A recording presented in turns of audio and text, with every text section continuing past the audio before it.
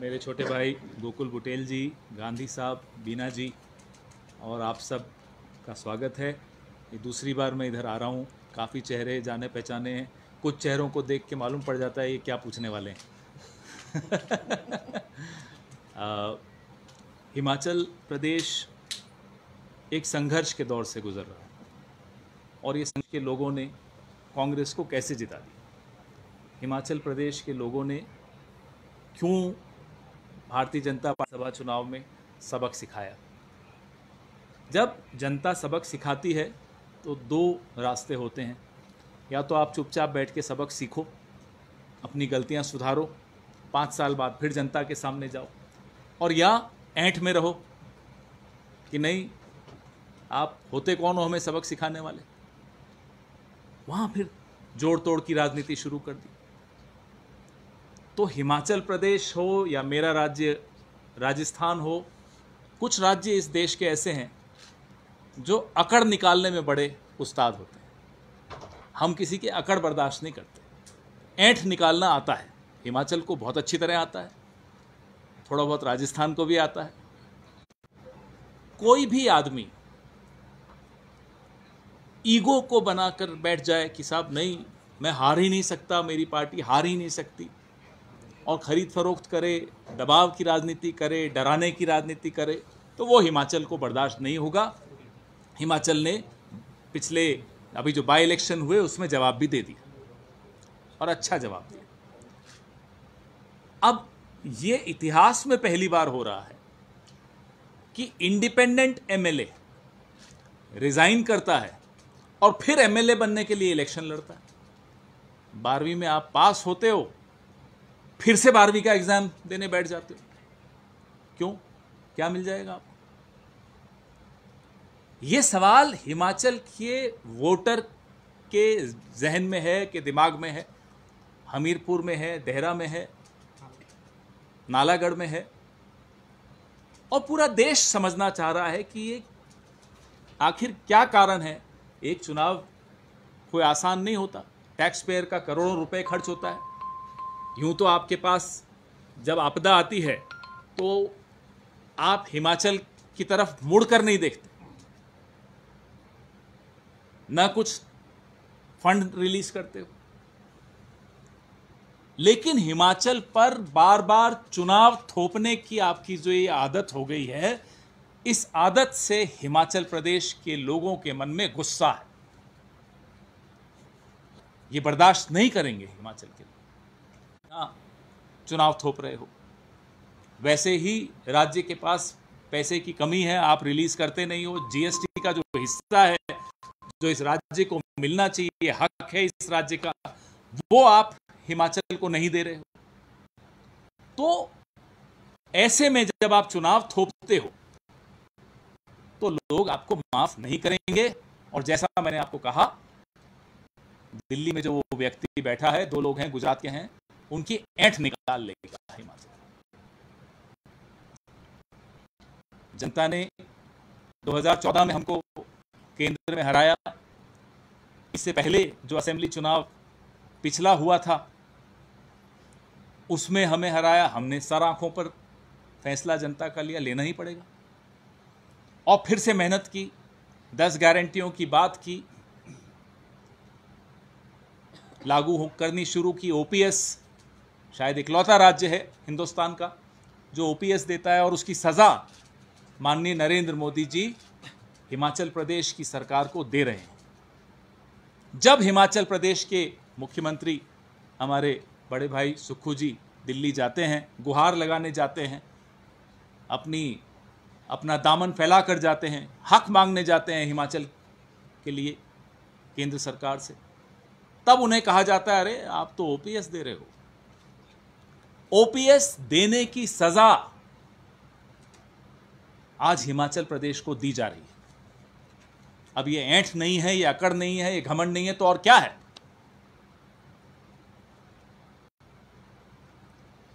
1500 रुपए पेंशन, वो भी मिलनी अब शुरू हो गई। तो हम अपनी गारंटियों पे काम करना शुरू कर चुके हैं। बीच में आपदा आई, एक तो प्राकृतिक आपदा आई, एक दिल्ली में वो 2 लोग हैं, उन्होंने भी आपदा लाने की कोशिश की। और प्राकृतिक आपदा जब आई तो हमें और हिमाचल प्रदेश को अकेला छोड़ दिया। यूं क्या भाषणों में कहा जाता है, हिमाचल तो मेरा दूसरा घर है। कोई अपने घर को ऐसे छोड़ देता है? जिस तरह से नरेंद्र मोदी जी ने हिमाचल को छोड़ दिया जब हिमाचल की जनता त्राही त्राही कर रही थी। तो ऐसे में जब आप वोट मांगने आते हो, पहले तो हमें यह नहीं समझ में आता कि आपकी हिम्मत कैसे हो जाती है वोट मांगने। जब आप मुसीबत में एक प्रदेश को अकेला छोड़ देते हो, फिर चले जाते हो वोट मांगने, और आपको लगता है वोट मिलेंगे आपको। क्यों मिलेंगे? जनता ने 5 साल के लिए सरकार को चुना है। जनता के निर्णय को स्वीकार कीजिए। अकड़ और घमंड में मत रहिए, ऐंठ में मत रहिए। पूरे देश की जनता ने भी ऐंठ निकाली। वो एक अकेला सब पे भारी, आपने देखा था ना, यूं करते हुए कर रहे थे। अब उस एक अकेले को सहारे की जरूरत पड़ गई। नीतीश कुमार जी का सहारा है, नायडू जी का सहारा है, और वो बिना सहारे के वो एक अकेला कुछ नहीं कर पा रहा। ये भी उनके मन में एक कुंठा है, फ्रस्ट्रेशन है, परेशानी है। और इस देश के 75 साल के इतिहास को यूं नकार देना, हमारे बुजुर्गों ने जिनको आंखों पर बैठाकर प्रधानमंत्री बनाया, नेता बनाया, उन बुजुर्गों का अपमान करना और फिर उम्मीद करना कि इतिहास में आपका नाम लिखा जाएगा, ये उम्मीद करना भी गलत है। इनका नाम इतिहास में नहीं लिखा जाएगा, क्योंकि जिस तरह के इनके कर्म हैं वो आप सबके सामने हैं। पेपर लीक, एक के बाद एक हमारे नौजवानों के साथ जो धोखा हो रहा है, पूरा विश्व देख रहा है कि एक ऐसी सरकार जो 282 सीट एक बार, 303 सीट दूसरी बार, चलो अब तो कमजोर सरकार है, विश्व गुरु अपने आप को कहते हैं, और पेपर नहीं करवा पाते बच्चों के लिए, एग्जाम नहीं करवा पाते, लीक हो जाते हैं। इससे ज्यादा शर्मनाक बात और क्या हो सकती? इस देश में 1 घंटे में 2 नौजवान आत्महत्या कर रहे हैं। 1 घंटे में 2 किसान आत्महत्या कर रहे हैं। 1 घंटे में 4 बलात्कार हो रहे हैं। ऐसे में प्रधानमंत्री को नींद कैसे आती है? कल हम देख रहे थे, आप लोग भी देख रहे थे संसद में,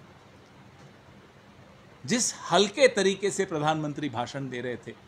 इतने बड़े देश का प्रधानमंत्री इतना हल्की बात करे, ये सुनकर अच्छा नहीं लगता, मन में पीड़ा होती है, शर्म आ जाती है। हाथरस में सत्संग पे गए श्रद्धालु 116 या 118 अब तक मौत के मुंह समा गए। उनको हम श्रद्धांजलि देते हैं।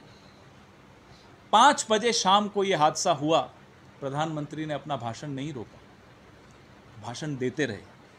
भाषण के अंत में श्रद्धांजलि के 2 शब्द कहे और उसके बाद भाषण समाप्त करते हुए बोले, आज मुझे बड़ा आनंद आ गया।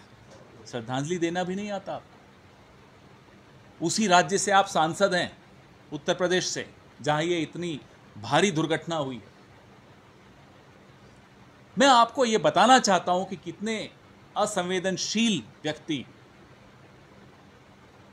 आप अपने आप को भगवान का अवतार कहने लग गए।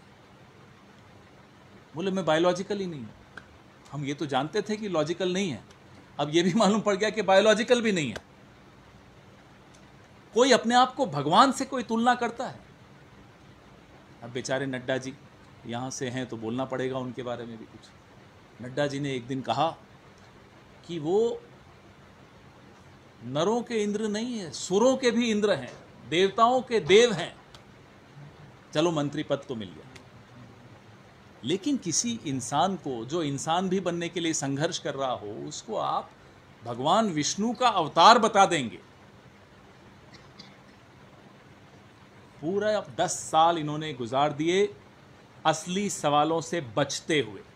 उसके जवाब नहीं देने हैं इनको। इसलिए कभी हिंदू मुसलमान, कभी मंदिर, कभी हमारी बहादुर सेना के पीछे छिपेंगे। अरे आप सामने आइए ना, जवाब दीजिए ना। नीट के पेपर क्यों लीक होते हैं उस पर जवाब दीजिए, क्यों महंगाई इतनी है उस पर जवाब दीजिए।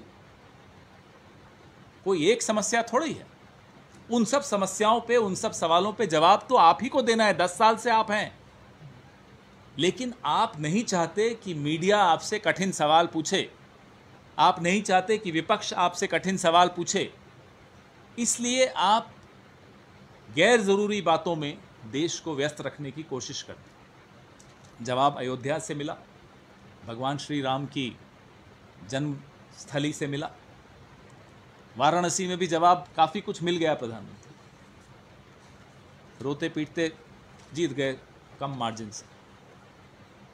जिस राज्य में राहुल गांधी को 3,90,000 वोट से जीत मिली, उस राज्य में 1,40,000, 1,35,000 से प्रधानमंत्री जी जीते।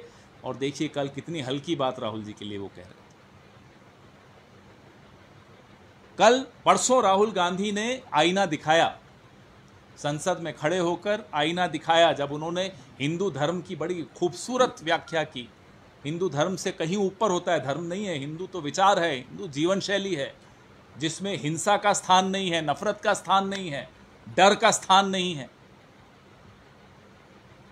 और जो अपने आप को ठेकेदार बना के घूम रहे हैं हिंदू धर्म का, वो खुद बौने हैं, हमारे धर्म को भी बौना दिखाने की कोशिश करते हैं। वो हम नहीं होंगे।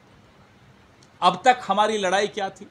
अब तक कांग्रेस पार्टी की लड़ाई थी कि लोकतंत्र को कैसे बचाना, संविधान को कैसे बचाना, आपके और हमारे हकों को कैसे बचाना। अब इस लड़ाई में एक नया पहलू जुड़ गया है, अपने धर्म को कैसे बचाना। क्योंकि इस धर्म पे भी एक बड़े संकट के काले बादल छाए हुए हैं। ये बादल नागपुर से आते हैं। हम इन बादलों को दूर करेंगे, अपने धर्म को इनकी गिरफ्त से बचाएंगे। अब भगवान शिव की तस्वीर संसद में दिखाने पर भी इनको आपत्ति है। ये हैं हिंदू धर्म के ठेकेदार। जब वोट मांगते हैं भगवान राम के नाम पर, तो जब राहुल जी ने भगवान शिव की तस्वीर दिखाई,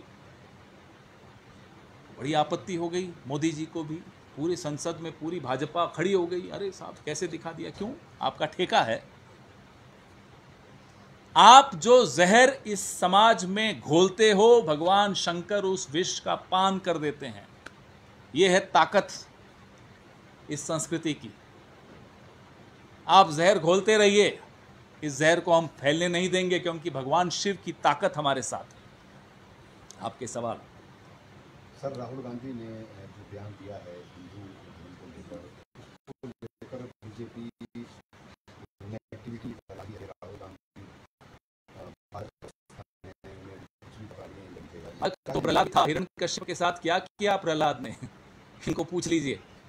मोदी जी ने पढ़ी होगी कहानी प्रहलाद की और हिरण्यकश्यप की।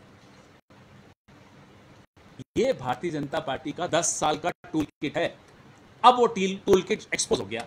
कैसे था वो टूल किट? की वीडियो को तोड़ मरोड़ के डालना, बयानों को पलट के फिर सबके सामने रखना कि नहीं उन्होंने ये कहा था। वो आलू और सोना किसने कहा था? आपको मालूम है ना? नरेंद्र मोदी ने खुद कहा था। राहुल गांधी ने उसको दोहराया था, लेकिन वीडियो कैसे पेश किया? जैसे राहुल जी ने कहा। अब ये टूल किट नहीं चलता। इस चुनाव में जनता ने एक करारा तमाचा सत्तारूढ़ दल को दिया। ये चुनाव विपक्ष के लिए था कि एक मजबूत विपक्ष देना है, ताकि इनको सबक सिखाएं, इनको सवाल पूछें, इनको सजा दें।